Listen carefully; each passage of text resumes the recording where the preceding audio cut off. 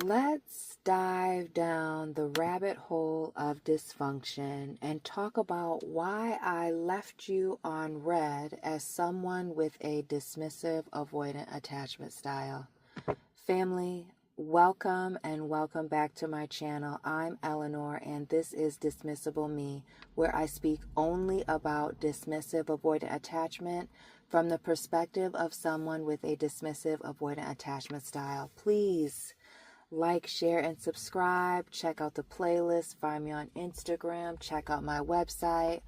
All of my links are down below in the description box.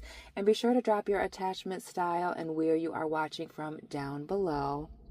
Again, why I leave you on red as someone with a dismissive avoidant attachment style.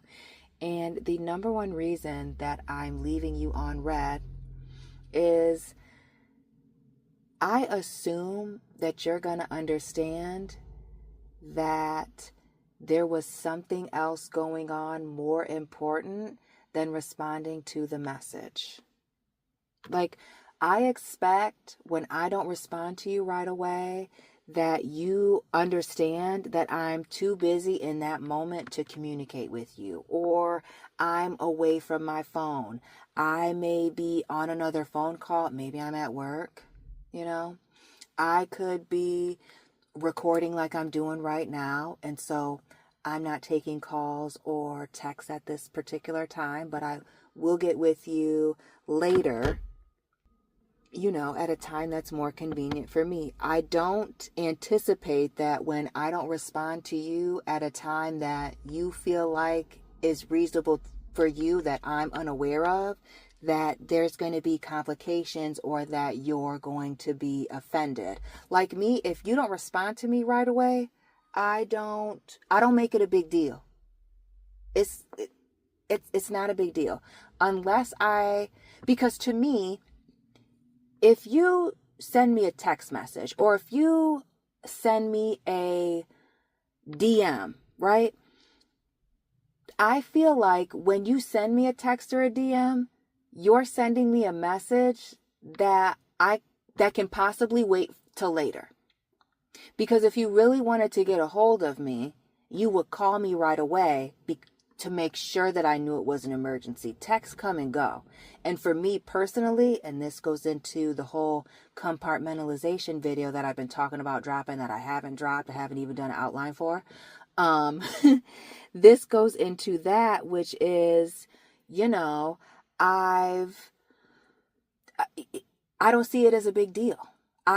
My contacts are compartmentalized. So I have friends and family, I have business, and then I have, a list of all the fake accounts that I've been screenshotting and keeping track of from all the nonsense. So depending on which category if you're not in friends and family, I don't see your text messages right away. So unless your text message comes in right at the time that I'm looking at my phone, I might not see that message unless I go to look for it. I'll see that I have a message, but I won't see what the message is until I go searching for it.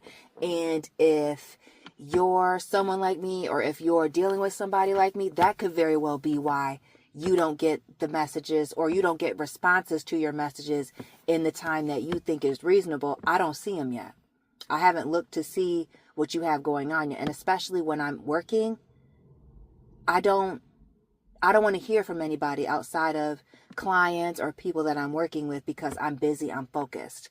So I assume that you'll understand that something else is going on, and that's the reason why I haven't responded to you, when you felt like when you felt like you needed me to.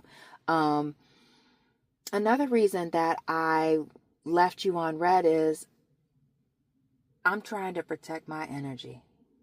You call it leaving you on red. I'm calling it protecting my peace. And I'm all about that. If I do not have the emotional bandwidth to deal with what's going on in that text message, then family, I do not have the bandwidth to deal with what is in that text message. So I clearly at this point, I've seen the message and I've decided now's not the time to respond. But I could also have not seen the message at all and just decided, you know what? It's not time for me to look at my cell phone. That right now I'm on the treadmill and I'm walking a couple of miles, or right now I'm going to read this book because I need to be reading more, or right now I need to be, working on my website. There's something else I need to be doing other than being on the phone, which can be triggering for a lot of reasons. It may not even be the relationship. It could be the busy season and I'm selling real estate and I just need to not see a text from some clients for about 45 minutes. Just because I need a break. And you may be caught up in that 45 minutes, or maybe right after that 45 minutes, I had to deal with clients. I didn't have time to respond back to you. If I don't have the emotional bandwidth to give it to you, I'm not, because I don't see the point in giving you breadcrumbs. Like, why am I breadcrumbing you? Because that's what I would be doing. That's what I would be doing. If I don't have the bandwidth, then I'm just breadcrumbing you, because I know damn well I don't want to be having this conversation. But I'm just doing the bare minimum because I know this is what you want, and me, I'm dying inside. You know what I mean? You're on the other end. Oh, this person's breadcrumbing me. They're giving me low effort. I'm so over this. And in my mind, it's like, I'm just trying to give this person what they want, because if I don't send these text messages, they'll be mad. But they're mad now because I just don't have any energy and I'm not about to fake it. So here we are. I would rather leave you on red and talk to you when I'm at 100% and when I'm ready to have a real conversation, and when I can give you more than the bare minimum. I would rather do that. So I'm protecting my energy, and I'm assuming you'll understand. The third thing on my list is, and I kind of already touched on that, I'm going to respond when I'm ready. And I know people are going to feel like that's, very an arrogant thing for me to say, or it's very selfish and cruel, but I just explained to you why it is that I'm going to respond to you when I'm ready. And that's because I'm trying not to shortchange you. Some of you feel like this person is breadcrumbing you, but they tried to tell you that they didn't have anything in the tank after 5 o'clock or on a Friday or this and that, and you ignored them. So you feel breadcrumb, but I feel like I'm doing what needed to be done to keep this situation going. To avoid the breadcrumbing nonsense, to avoid that whole argument, I'm going to just respond to you when I'm ready. I'm going to respond to you when I have it to give. I'm going to respond to you when I'm ready and wanting and willing to have that text conversation with you. I'm going to text you back when I'm ready and willing to have a phone conversation with you. Because sometimes you got to take it off the text message, because it's cold and wet. And you get the little, your fingers start to hurt a little bit. And so we got to pick up the phone and put you on speaker and get to talking. So, but I'm not going to do anything until I'm ready to do it. Unless it's an emergency. But again, if it truly was an emergency, you would have called me. Another reason I'm going to leave you on red is because I do not want to be sucked into or trapped in a conversation or commitment that, again, I'm not ready to have. So if I feel like, or I see that, so let's talk about when I see it. I see a text message coming from you and it's emotional. I can tell that you're upset. But you know what? I'm about to record in 10 minutes. I'm not about to respond to you. Absolutely not.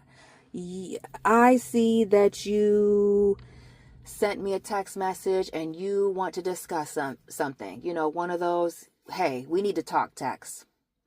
I can guarantee you that I'm not going to respond to you right away. I'm going to respond to you when I have it to give, because I don't want to be sucked into a conversation that I may not have the time to get into it. I may be walking into a meeting, okay? So I don't have time for it. I may be getting into a situation where I have to have my emotions in check, so I can't allow you and what you have going on or what you feel like you have going on with me to interrupt what I have going on right now that's, getting me to where I want to be as far as my goals and things. This conversation is going to have to take a back seat to my job right now. This conversation is going to have to take a back seat to, this family situation. You're just going to have to wait. And if it's a commitment of some kind, like maybe you're trying to get me to go to some type of event, and, I'm not even going to respond to that until I figured out how it is that I'm going to respond to it. Because if I don't want to do something, or I'm not sure about it, or I need to get details before I commit to something, I'm going to figure out what I'm going to say before I just start randomly saying things. Think twice, cut once, or measure twice, cut once type of thing. So I'm going to take my time responding before I get myself in a situation or write a check that, I can't cash. And piggybacking off of that is I deprioritize emotional communications. So especially when I'm at work or at an event, family function, I'm not going to respond to any type of emotional text messages or anything like that. I'm going to totally disregard it. But also on a regular basis, just to be fully transparent, I'm prone to deprioritizing that highly emotional text. And that is simply because I don't want to deal with it. I wish I could tell you it was something deeper than that. I wish I could tell you it's because I'm scared. It's not because I'm scared. It's because I don't feel like it. I don't feel like dealing with that right now. There's probably something else on my plate. There's probably 10 other things I can think of right in that moment that are more important. And just in general, may not even have to be with you or with me. It could just be in the world. And I find that whatever it is that you're communicating with me about, I start to downplay it. It's not a big deal. You know what I mean? It's not a big deal. You're making a mountain out of a molehill. You've gotten yourself all emotional. I'll deal with that when I have deeply emotional energy in the tank to give. But my deeply emotional gas is out. It's on fumes. So I got to fuel up before I respond to that text message or call you back.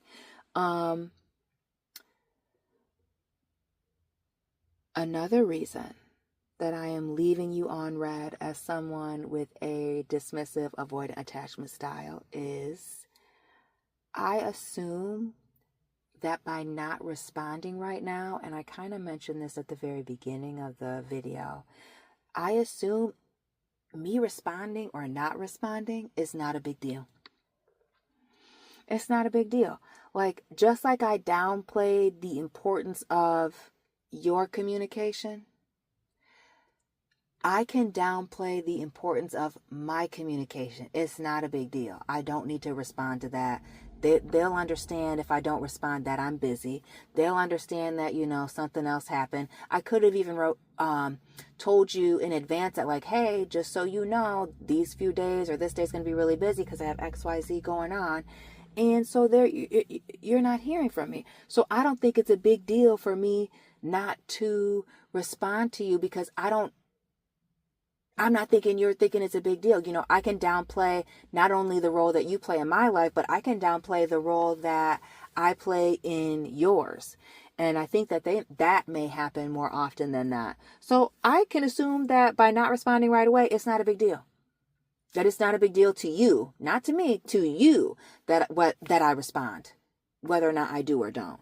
So there's that. And then last on my list is I could be leaving you on red in an effort to control the pace of our communication. Maybe you're calling and texting me way too much, or just way too much for me, because I know that's a triggering term for folks. You're calling me and texting me way too much. So I'm going to have to press pause on the communication for you right now. I'm not going to stop you because a full stop is a blocking. I'm going to press pause on this. Light, give you a little space, let you think about things, and then I'll respond at a time that is reasonable. Because one thing about me in the beginning of a situation with someone is I will not communicate more in the beginning than I know that I can maintain down the road. So it could be a situation where I just met you, I haven't even been on a first date with you, and you felt compelled to call and text me every single day. You were doing too much. After day 2, I'm going to stop responding to you. For sure. Because I would have told you before I gave you my number a couple of basic rules. You know what I mean? Don't keep it light, basically. Keep it light.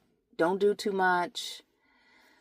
I say this in a much softer way, but if you're hitting me up all the time, absolutely, I'm going to press the pause button. I'm not going to respond to you right away, because what were you doing before you met me that now every single day you're texting me good morning, in the middle of the day how I'm doing, and at night you feel like you want to talk to me? I haven't even seen you in person yet. You're asking me for pictures and stuff. Let's chill out. Let's relax a little bit. I'm going to control the pace and slow down the communication. So those are some of the reasons why I leave you on red as someone with a dismissive avoidant attachment style. Please let me know what resonated with you in your situation. Like, share, and subscribe. Check the playlist. Find me on Instagram. Check out the website. Let me know what resonated with you. Drop your attachment style down below. And family, I will be tapping in with you very soon. Keep it real.